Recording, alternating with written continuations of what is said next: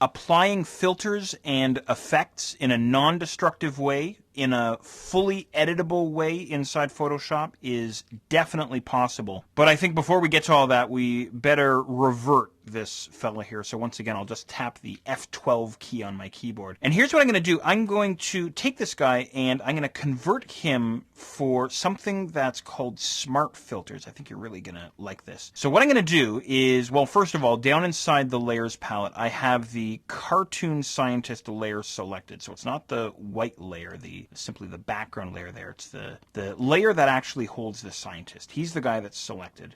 And then what I'm going to do is I'm going to head up to the filter menu, and then I'm going to choose Convert for Smart Filters. Go ahead and choose that option. And then I get this warning here. I'm going to go ahead and click on OK.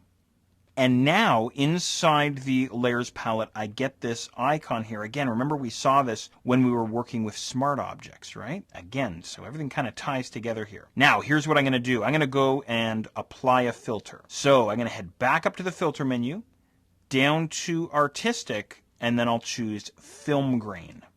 Now, you can choose whichever filter you like here. And in terms of your settings, you can really set up your filter however you want. You can increase the grain there if you want by dragging on that first slider, your highlight area, your intensity, whatever you want, right? You know, as a matter of fact, you could even go and add in more filters down in the bottom right if you really want to. But I'm going to try and keep it sort of simple and straight up here for you. So that's all I'm going to do is just some simple changes there. I'm going to go ahead and click on OK. All right. Now, have a look at your layers palette. There's my Mad Scientist cartoon layer, and there's my smart filters, and there's my film grain. So a week from now, or a month from now, I might be looking at this going, you know, I'm not sure that I'm really happy with this. Maybe I should take the film grain off. So I'll just disable the film grain by clicking on his eyeball inside the layers palette, and it takes me back to where I started.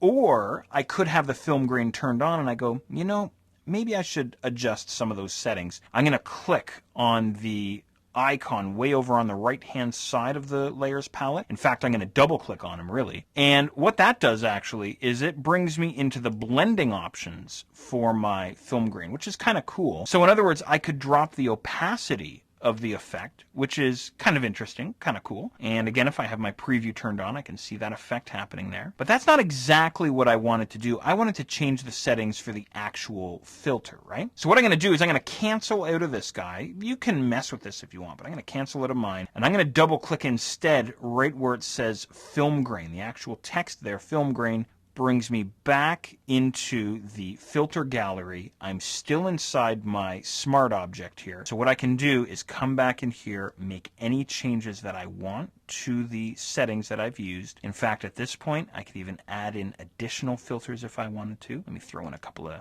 quick ideas here for you. Maybe some patchwork there, something like this, right? You can really do some cool things here. Maybe I'll go with something like that. Kind of looks like a sort of an 80s video game, doesn't it? I think that looks kind of cool. So I'm going to go ahead and click on OK. But again, all of this is non-destructive, right? At any time, I can turn off my filters and go all the way back to where I started.